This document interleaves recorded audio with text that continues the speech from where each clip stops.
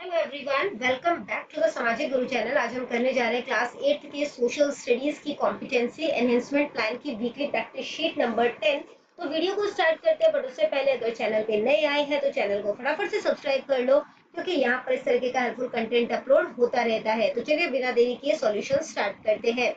सबसे पहला क्वेश्चन जो हमसे पूछा गया है वो है, the teacher while teaching the chapter constitution and law in the class told that the constitution is a legal document. तो टीचर जो है वो क्लास में कॉन्स्टिट्यूशन एंड लॉ चैप्टर पढ़ा रहे हैं, तो उन्होंने बताया कि जो कॉन्स्टिट्यूशन है वो एक लीगल डॉक्यूमेंट है जिसके अकॉर्डिंग कोई भी कंट्री जो है वो चलती है। ठीक है, the constitution is necessary for a country. तो जो संविधान है वो किसी भी कंट्री के लिए जरूरी होता है। क्यों जरूरी होता है? It is supreme over other law of the country. किसी भी कंट्री के दूसरे कानून से ये सबसे सुप्रीम होता है। ठीक है, the rule of law is implemented in the country according to this. Country में इसके अकॉर्डिंग, यानी कि जो कॉन्स्टिट्यूशन में जो भी कानून लिखे उसके अकॉर्डिंग कंट्री जो है वो रन होती है। इसके बाद थर्ड पॉइंट है, the central as well as the state government are all run according to the constitution. और सेंट्रल गवर्नमेंट, इसके अलावा स्टेट गवर्नमेंट, ये दोनों भी जो है वो किसके अकॉर्डिंग काम करते हैं? संविधान के अकॉर्डिंग। ठीक है, तो आंसर हो जाएगा ऑल ऑफ द अबव, यानी कि उपरोक्त सारे।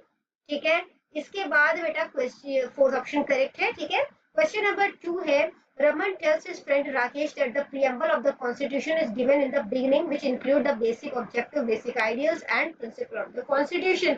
तो रमन जो है उसने अपने फ्रेंड राकेश को बताया कि जो प्रस्तावना है वो संविधान के आगे जो है वो मतलब कि प्रिंटेड होता है। ठीक है, और उसमें जो है वो बेसिक जो ऑब्जेक्टिव है, आइडियल्स है, प्रिंसिपल्स जो है वो उसमें लिखे होते हैं। Raman is telling his friend about which of the following principles included in the Constitution of India। तो रमन जो है वो बता रहे हैं कि कौन कौन से प्रिंसिपल इसमें इंक्लूड है। ठीक है, तो unity and integrity of the nation भी है, यानी कि राष्ट्र की एकता और अखंडता। सेक्युलरिज्म एंड इक्वल जस्टिस है, यानी कि धर्मनिरपेक्षता और सबको समान न्याय मिलेगा। ठीक है, बिना किसी भेदभाव के। Absolute sovereignty, liberty, equality and fraternity है, यानी कि पूर्ण संप्रभुता है, स्वतंत्रता है, समानता है और भाईचारा है। ठीक है, तो आंसर हो जाएगा ऑल ऑफ द अबव, यानी कि उपरोक्त सारे। क्वेश्चन नंबर थर्ड है कि analyse the following statement and state which statement is correct. कौन सा स्टेटमेंट करेक्ट है? फंडामेंटल राइट्स जो है वो इंडियन कॉन्स्टिट्यूशन में आर्टिकल नंबर 14 से लेकर 32 तक है, बिल्कुल सही है। इसके बाद स्टेटमेंट बी है कि इंडियन कॉन्स्टिट्यूशन का जो अमेंडमेंट हुआ 2015 में, ठीक है, दिसंबर 2015 में, उसके थ्रू एक राइट जो है वो दिया गया है, राइट टू एजुकेशन। ठीक है, जो कि फंडामेंटल राइट्स में बेसिकली शामिल किया गया है। तो ये बेसिकली 2015 में ना शामिल करके ये किया गया था 2002 में शामिल। ठीक है, जो कि 86th अमेंडमेंट के थ्रू हुआ था। तो स्टेटमेंट बी तो इनकरेक्ट है। ठीक है, स्टेटमेंट ए करेक्ट है और बी इनकरेक्ट है। अब देखते हैं कहाँ पर है ये। फोर्थ ऑप्शन करेक्ट है। ठीक है, जिसमें कि स्टेटमेंट ए जो है वो करेक्ट है और बी इनकरेक्ट है। ठीक है, तो यहाँ पर भी देख लेते हैं। कथन ऊड़ा जो है वो सही है, अतिक एड़ा गलत है।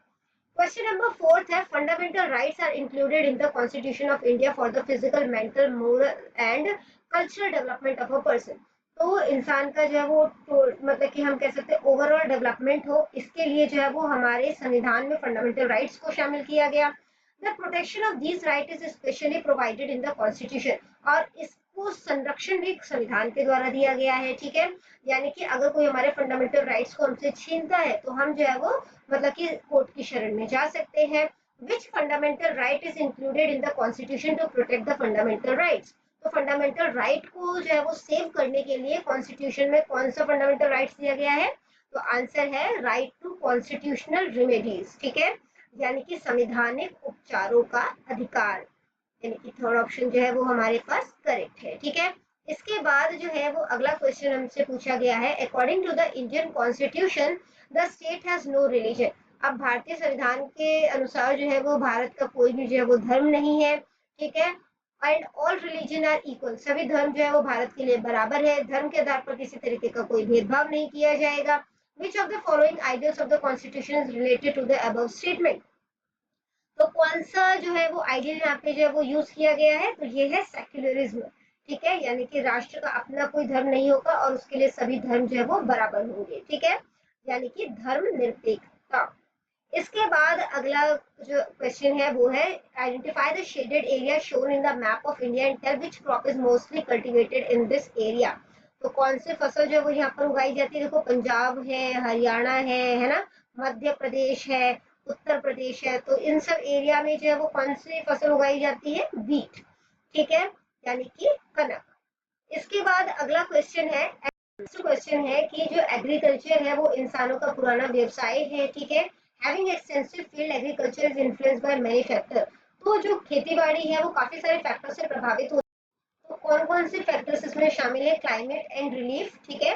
Types of soil and irrigation facility की कैसी मिट्टी है, फिर सिंचाई की सुविधा कैसी है, method of agriculture and market facility, ठीक है। तो आंसर हो जाएगा ऑल ऑफ द अबव, यानी कि उपरोक्त सारे, ठीक है। इसके बाद जो नेक्स्ट क्वेश्चन है बेटा, क्वेश्चन नंबर 8, वो है name the country among the following where farmers have large land holding as compare to that of India.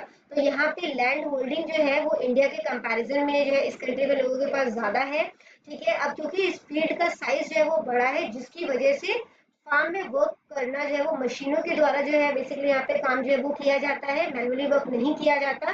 Country का नाम बताइए, तो कंट्री का नाम है यूएसए, ठीक है।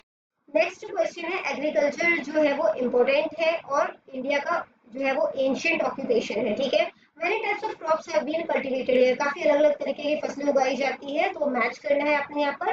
फाइबर क्रॉप्स यानी कि रेशे वाली जो फसलें हैं वो क्या है? कॉटन, जूट, हेम्प, ठीक है।